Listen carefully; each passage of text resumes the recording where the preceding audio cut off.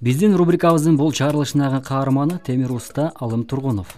Ал керектен чыккан унаа тетиктерине жана ошондой эле ошол сыяктуу темирлерге жан киргизип, үй тиричилик буюмдарын өз колу менен жасап келет. Балалык мезгилинен тартып, тактап айтканда 10 жашынан баштап үйрөнүп баштаган. Анткени өзүнүн айтымында атасы чоң уста болгон. Окуудан келери менен эле атасына каралашып жатып үйрөнүп алган. Муну энди жашлыйдан өргөнбаса кыйын бул өнөрдө. Негизинен бул өнөрдү жаш кезинен үйрөнбөсө кыйын. Муну баары эле кыла албайт. Анткени мээнети оор. Азыр мен 57-ге чыккан болсом, бул өнөр менен 40 жылдан бери алектенип келем. Мен өзүм биринчи орок жасаганымда, биринчи атама көрсөтсөм, мени мактаган. Ошол учурда аябай сүйүнгөнмүн. Анткени чоң устага ишиң жакса, демек мыкты жасаган болосуң. Али көйнү чөкүп, ясагың эм келмей калат, иштегиң эм келмей калат да. Азыркы учурда эки шакиртти тарбиялап жаткан учуру. Алар кандайдыр бир ката кетирген болсо, тескерисинче катуу айтпай, түшүндүрүү менен айтып үйрөтөт. Men bir şagird bo'lib chiqqanimga 10 yil bo'ldi. Hamma yoqda yurgandim. Birga ishlayotamiz. Endi bizni qo'ymaymiz. Bu temir. Qarab, shashilmay qilamiz. Boshida qiyinchilik bo'ladi, urushmaydi. Sekin-sekin o'rganadi bu. Уста кичинекей жабдуулардан тартып, кетмен, күрөк, орок, ат жабдыктары жана башка ушул сыяктуу үй буюмдарын жасайт. Айрым тетиктерге кооздук берүү үчүн ар кандай оймо чиймелерди түшүрөт. Алардын ичинен ош деп жазылган балталарга суроо талап көп экендигин айтат. Дал ушул буюмду көчмөндөр оюнуна чейин алып барган. Ошо менен өткөндө ушу таласкан бирөө алып кетти. Ысык көлдө болгон көчмөндөр оюнундагы көргөзмөгө биз өз колубуз менен жасаган буюмдардан жөнөткөнбүз. Ошол жерге келген коноктор көрүп, жактырышып сатып алышкан. Дагы болсо алабыз деп буйртма берген. Кудай кааласа эми секин-секин.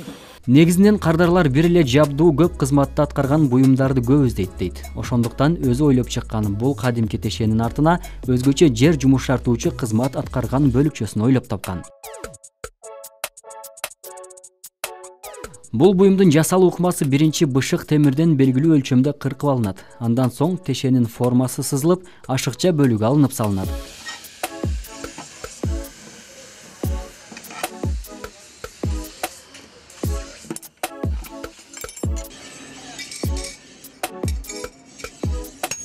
Балканын жардамында жакшылап тегиздеп алгандан соң отко салып кызытат.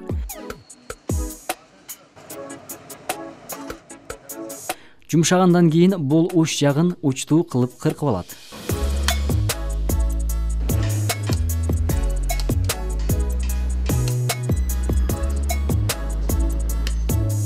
Ошондой эле тешенин сабын киргизип коючу бөлүгү калыңдыгы 2-2,5 мм, узундугу 10 см, туурасы 5 см болгон материалдан жасалат. Өлчөмдү алгандан кийин аны отко салып 1000 градус ысыкта жакшылап кызытылып жумшартылат. Андан соң балка менен уруп, тегиздеп формага келтирет дагы муздак сууга бир салып алат. Эки бөлүктү бириктирүү үчүн эми аны ширетүү зарыл. Бул учурда жабышкан жерине жакшылап көңүл буруш керек. Антпесе ажырап кетиши мүмкүн.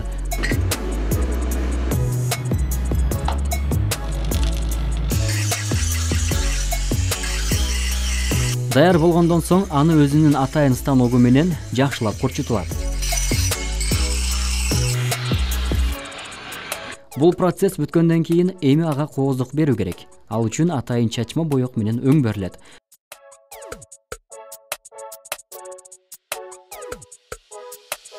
Андан кийин талдын бутактарынан жасалган атайын сапты саптап коет.